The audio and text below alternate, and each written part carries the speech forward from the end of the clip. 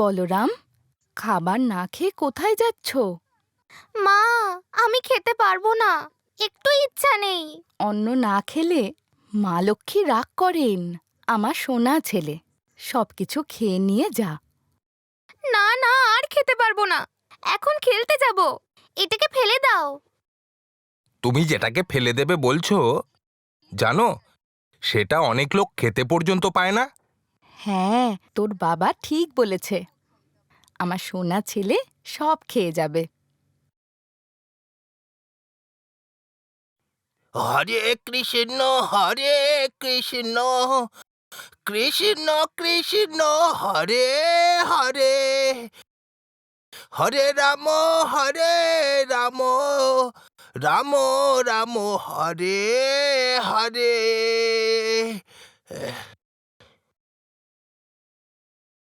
মা, 2 দিন হলো কিচ্ছু খাইনি, অল্প কিছু খেতে পাবো কি? না না, আমাদের বাড়িতে কোনো খাবার নেই।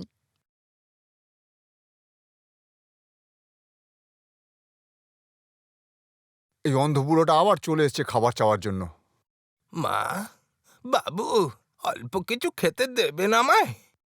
2 দিন ধরে কিচ্ছু খাইনি। না না, খাবার কিছুই নেই, যাও এখান থেকে, পালাও।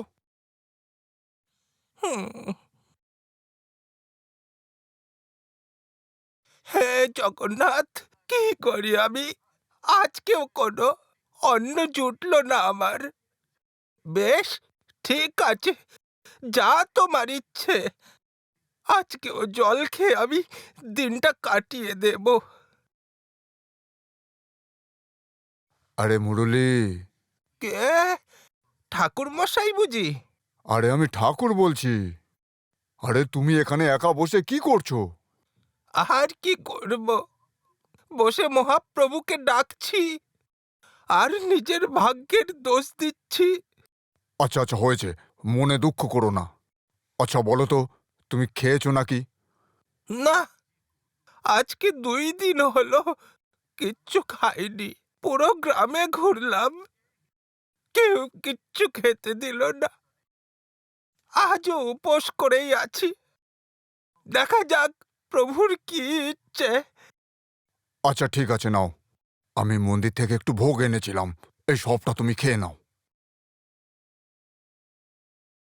আচ্ছা তুমি তো একটা কাজ করতে পারো, তুমি জগন্নাথ ধাম চলে যাচ্ছ না কেন? সেখানে মন্দির প্রাঙ্গণে বসবে আর মহাপ্রভুর ভোগ খাবে। তুমি আর ক্ষুধার্ত থাকবে না, বুঝতে পারলে? এবার আমি আসি। হ্যাঁ, ঠাকুর ঠিক বলেছেন, যত কষ্টই হোক যেতে, আমি শ্রীক্ষেত্রেই চলে যাব। হ্যাঁ, শ্রীক্ষেত্রেই চলে যাব, জগন্নাথ দেবের কাছে গিয়েই থাকব। হ্যাঁ।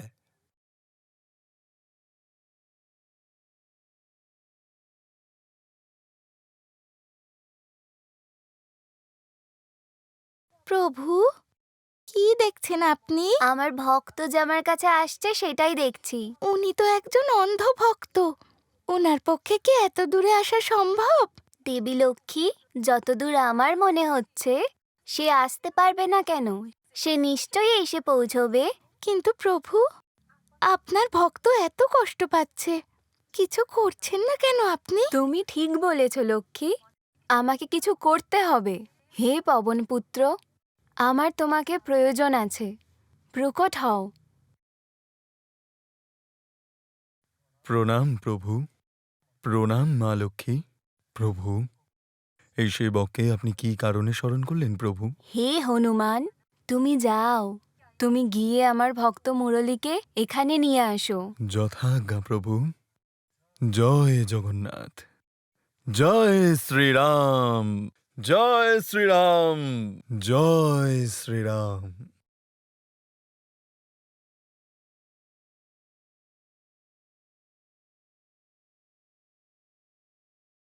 আরে মেশো, তুমি দেখতে পাচ্ছ না নাকি রাস্তার মাঝখান দিয়ে যাচ্ছ যে?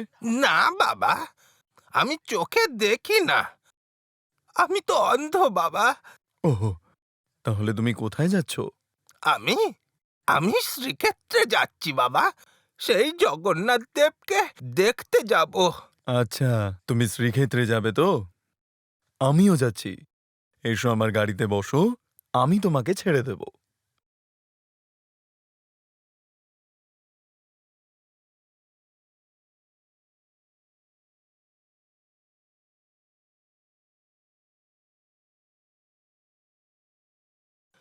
হরে হরে, হরে রাম, হরে রাম, রাম রাম, হরে হরে।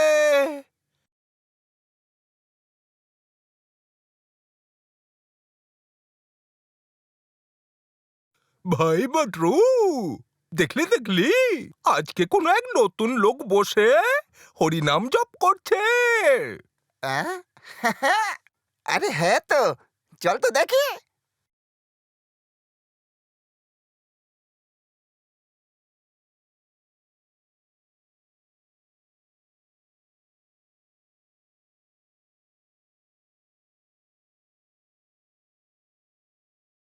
ভাই মটরু, আজ টাকার জোগাড় হয়ে গেছে, এবার চল।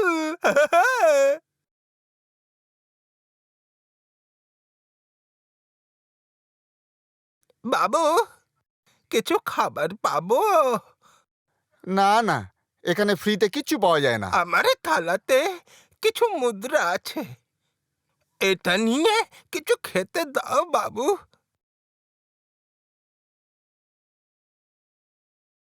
আরে থালাতে তো কিছুই নেই, চোখে কিছু দেখতে পাও না নাকি? কিচ্ছু নেই? সে কি কথা, ভালো করে দেখো। আছে আছে, ভালো করে দেখো। আরে অন্ধ বুড়ো, তুমিও কি আমাকে তোমার মতো অন্ধ ভেবেছো নাকি? হ্যাঁ, বলছি তোমার থালাতে কিছু নেই, যাও এখান থেকে যাও। আহ, সকাল সকাল চলে আসবে আর বেকার বেকার শুধু মানুষদের হয়রান করে যাবে।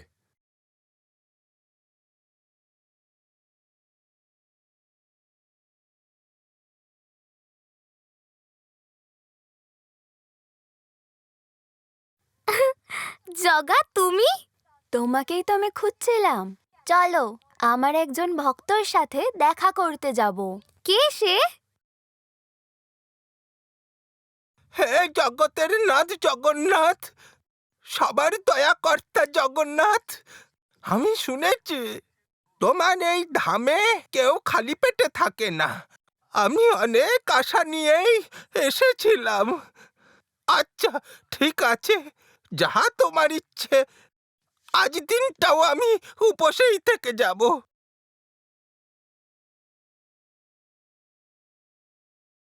দাদু, ও দাদু। কে? আমি বলরাম, আর আমার সঙ্গে আছে আমার বন্ধু মাধব। তোমার নাকি খিদে পেয়েছে? তোমার জন্য আমি প্রসাদ এনেছি, নাও খেয়ে নাও।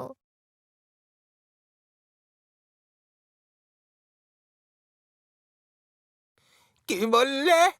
আমার জন্যে প্রসাদ এনেছো? কিন্তু তোমরা কি করে জানলে যে আমি অভুক্ত রয়েছি? দাদু, তুমি যে এখানে কষ্টে বসে আছো, সেটা কি আর প্রভু জগন্নাথ দেখছেন না ভেবেছো? কার কি দরকার উনি সব জানেন। হে প্রভু জগন্নাথ, তোমায় কোটি কোটি ধন্যবাদ।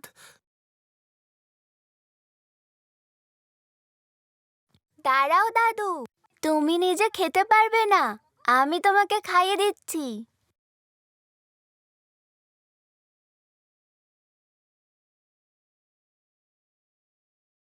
আহা! কি অদ্ভুত অনুভূতি, কি অপূর্ব স্বাদ! আমার মনে হচ্ছে যেন অমৃত খাচ্ছি আমি। প্রভু জগন্নাথ তোমাদের হাত দিয়ে আমায় খাইয়ে দিলেন। হ্যাঁ হ্যাঁ, ধরে নাও সেরকমই। কারণ প্রভু জগন্নাথ কিছু না চাইলে কিচ্ছুই হয় না। সত্যি বলো, তোমরা দুজন কে? আমি তো বললাম আমি বলরাম, আর আমার সাথে আছে আমার বন্ধু মাধব। কিন্তু কি হয়েছে, দাদু, তুমি চিন্তা করো না, এরপর থেকে প্রতিদিন আমি তোমার জন্য খাবার এনে দেব। জয় জগন্নাথ! প্রভু জগন্নাথ, তুমি আমার মঙ্গল করো। হে জগন্নাথ মহাপ্রভু, হে তোমার কি অবিচার প্রভু! আমি তোমার এই ধামে রয়েছি, তবু তোমার দর্শন করতে পারলাম না। আমি কি এই জন্মে তোমার দর্শন পাবো না প্রভু? আচ্ছা, ঠিক আছে, তুমি যদি না চাও আমি আর কি করতে পারি? যা তোমার ইচ্ছে প্রভু, যা তোমার ইচ্ছা। প্রভু, আপনার ভক্ত আপনার দর্শন না পেয়ে ফিরে গেল। তার তো চোখ নেই, তাহলে কি সে এই জন্মে আপনার দর্শন করতে পারবে না? কেন পারবে না? আমাকে দেখার জন্য চোখের কোনো প্রয়োজন হয় না, হৃদয়ের চোখ দিয়েও আমাকে দেখা যায়। মুরারি, তুমি কষ্ট পেও না। তুমি অন্ধ তো কি হয়েছে? তুমি তোমার হৃদয়ের চোখ দিয়ে আমাকে দেখো, আর তুমি নিজের হাত দিয়ে আমাকে গড়ো। আমি নিশ্চয়ই তোমার কাছে আসবো।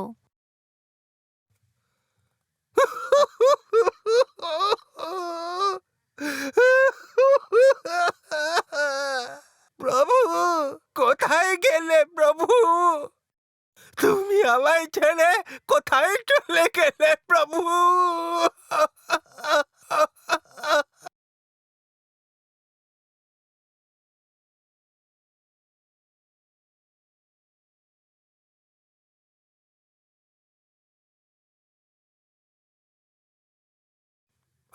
মহাপ্রভু, তুমি স্বয়ং এসেছ।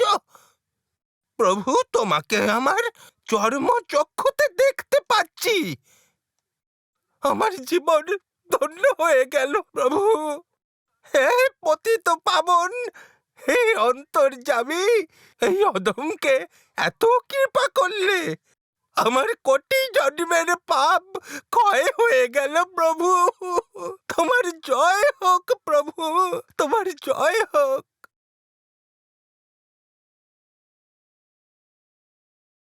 দাদু, তুমি দেখতে পাচ্ছ? প্রভু জগন্নাথের কৃপায় আমি দেখতে পাচ্ছি। কিন্তু এইসব হঠাৎ করে কিভাবে হলো? এই জীবনে আর প্রভুকে দেখতে পাবো না বলেই ভেবেছিলুম, কিন্তু সেদিন